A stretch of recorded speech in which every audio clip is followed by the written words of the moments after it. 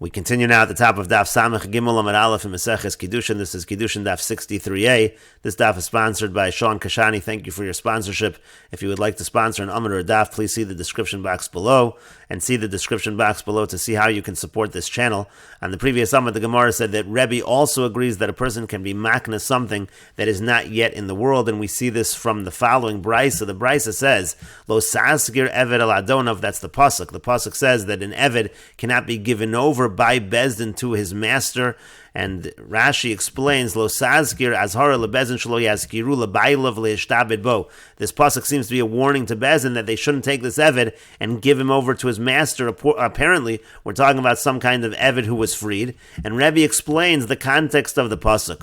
Rebbe says, Belokeach eved al manas l'shachriru hakosim medaber. The pasuk is talking about when someone buys an eved on the condition to set that eved free. And so the Gemara now says, Hey Chidami, what exactly is the case? Amar Rav Nachman bar Yitzchak, Rav Nachman bar Yitzchak says, Kegon dekosavle, for example, he writes to him as follows, Likesha ekochecho, when I purchase you, Harei atzmecha konei loch me'achshav, so then you're going to acquire yourself from now, you will be free. And Rashi explains, when I purchase you, davar shelo bali olamu. So that means this is a situation where it's not yet in the world. He hasn't yet purchased the eved. He's saying, when I purchase you, so then you're going to go free. That's a davar shelo bali olam. Belokeach eved al minas l'shachro. Again, he's purchasing the eved on the condition to free him. Rashi points out, if we're talking about an eved that was already freed, and the pasuk is saying that the bezdin can't take this free person and make him an eved, ubol ishtabed bo, someone's trying to enslave him, Lokari lekra eved, the pasuk wouldn't call him an eved. The phrasing of the pasuk is lo saskir eved al adonav. So apparently right now he's an eved, and so therefore that's what Rebbe explains. Rebbe says the case is right now he is an eved, and the person is saying, when I buy you, so then you are going to be free. It's a davar shelo bali olam. And that's what the pasuk is saying. In that situation, he is considered to be free. If someone would try to enslave him, the bezdin would not be able to allow that. They wouldn't be allowed to allow this person to be an eved again. And in any case, you see from here that according to Rebbe, a person is makna davar shelo bali olam, because that's exactly what's happening. He's saying, when I purchase you, so then he's being makna, then he's saying you're going to be free. And the Gemara continues, Rebbe Meir, where do we see that Rebbe Meir says a person can be makna davar shelo bali olam? The Tanyas we learned in a if a person says to a woman, you're mekudeshes to me after I convert, or after you convert, after I am free, or after you are free, after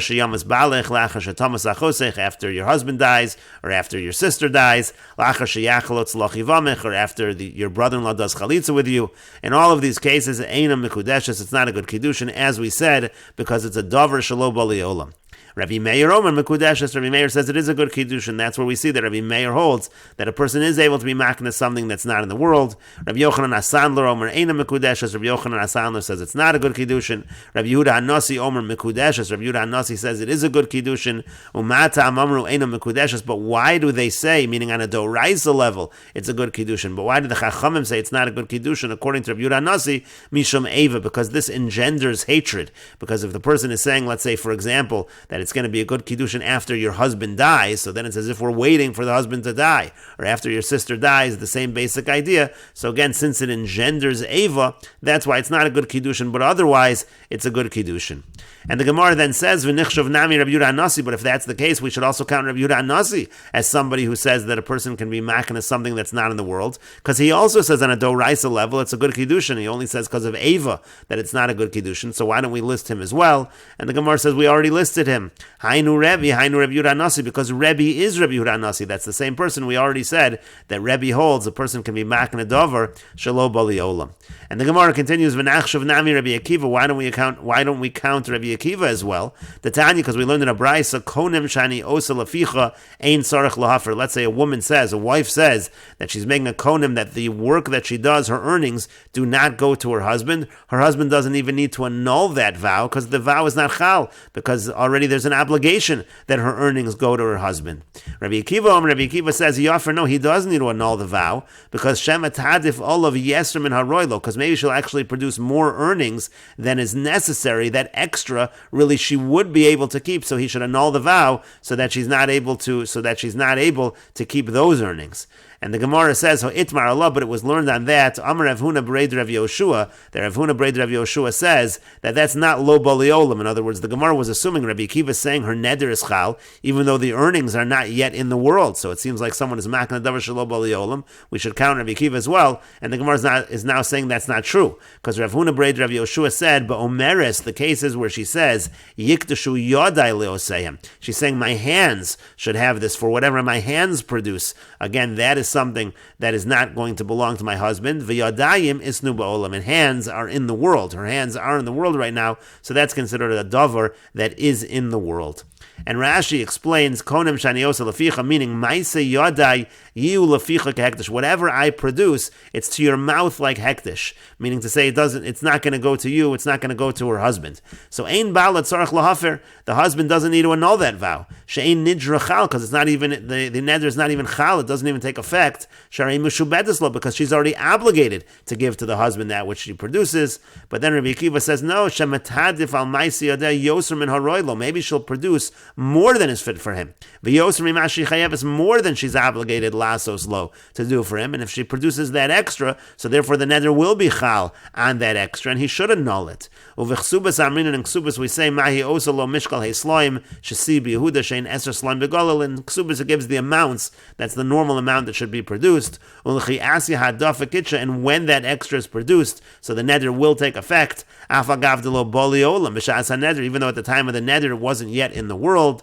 And the Gemara says no, it really is in the world because it's going on her hands. Leo seihem lemisha baram, for the one who created them. Umiu b'midi de mishtabdi yadel lebal lo matzalak deshinu. Now that which she's obligated for the husband, so she can't sanctify, she can't create the neder, but for anything extra, she is able to create the neder. And we will clarify over here that Rashi is saying lo seyem lemisha baram. What it means to say is she's saying bo'omeres yikdashu yadei leo seyem. She's saying again, my hands should be sanctified for the one who created them, meaning they should be sanctified to HaKadosh Baruch Hu. And again, since her hands are in the world, that's considered a davar shebali olam. And the Gemara continues with the Mishnah, Ha'omer l'isha, if a man says to a woman, Hareat mekudeshes li al minas sha'adaber olayach l'shilton, you are mekudeshes to me on the condition that I speak about you to the government, to the ruler. V'yesa imcha kepoel, or he says, I'm going to work for you like a worker. Diber aleh l'shilton, so if he fulfills the condition, he speaks about her to the ruler. V'yasa ima kepoel, or he does work for her like a worker. Mekudeshes, then it's a good kiddushin. V'imlav, and if not, eina mekudeshes, it's not going to be a good kiddushin. And the Gemara says, Amar Reish Lakish says, V'husha nasan lo shava pruta. In this case where he's doing the work for her, the work itself, that labor is not the kiddushin, he has to actually give her a shava pruta. And the Gemara says, Uvischar lo, but let's say he does for the actual wages, meaning to say, let's say he does the work for her, and instead of getting paid wages, that's a kiddushin, that's not going to be effective. V'atanya, but we learned in a brisa, Bischar shir kavticha l'chamor, let's say he says that the kiddushin should be for the wages that I am riding you on a donkey, sho shavticha bekaron, or in a wagon, or besvina, or in a boat, eina mikudesha, so that's not going to be a good kiddushin. Now that means to say in the past tense, in other words, he's saying bischar shir kavticha, with the wages of the fact that I already gave you this ride on the donkey or the wagon or the ship, then it's not a kiddushin. However, bischar she'ar kivcha alachamor, let's say it's in the future tense, that the kiddushin should be for the wages that I will ride you upon a donkey. Sho shivcha bekaron, or in a wagon, or besvina, or in a ship. Mikudeshes, then it is a good kiddushin. In other words, if he does work for her and he says that the work that should be for the kiddushin, that seems to be effective.